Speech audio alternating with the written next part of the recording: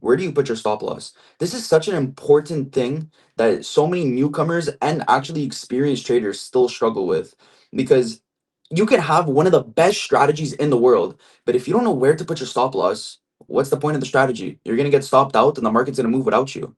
So I'm going to get into this video really quick, straight to the point. I'm going to show you why you should put your stop loss and reasoning behind it, because every stop loss should have a reason. You shouldn't just put it just because it looks beautiful and it's in a nice area. Hell no, bro. You have to have a reason behind it. So I'm going to get into the video. I'm going to show you an example. So quick example, say this is the market right here and you want to take a long position. Absolutely. Where are you going to put your stop loss? Right below these lows. Reason for that, say we were to come down and we actually break these lows.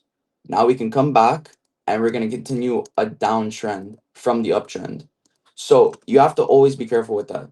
You can't just put your stop loss right here, because there's a very big chance that we come down, tap into here, possibly maybe there's a fair value gap in this area and we trying to do like a break of structure. Then we can continue our uptrend and you get stopped out, leaving you behind on these potential gains, because you were right. You were absolutely right that this stock was going to go up. But because of your poor stop loss, it ended up stopping you out and then after continuing without you. So stop losses always go below previous lows, because again, if we take out a previous low, then we can continue our downtrend and continue possibly a reversal. So for an example in the charts, say you have a inversion for value gap right here and you're looking to take this entry. What are you going to do? You're going to wait for this inversion obviously to get tapped into. You would take your long position, and where are you going to put your stop loss?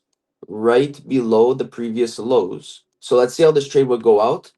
See, we came down, and if you put your stop loss right below this inversion gap, you could have possibly got stopped out and you would have been left behind on the potential gains. So let's show a second example. So for a second example right here, say you want to take an entry because you have a change of a state, you would take your buy entry. Where would you put your stop loss? Right below the previous lows. Reason for that is because if we were to come back down, we could possibly come down, play into the zone, and continue our upward trend.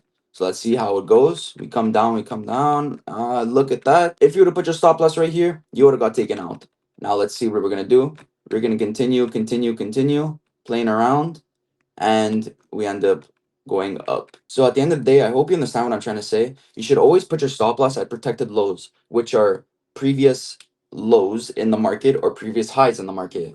Another example is if you do have a SMT in the market, then you should always put your stop loss right below the SMT, because the SMT is considered also a protected low. So I hope you guys enjoyed this video. Little quick and easy example, and I hope you have an amazing day.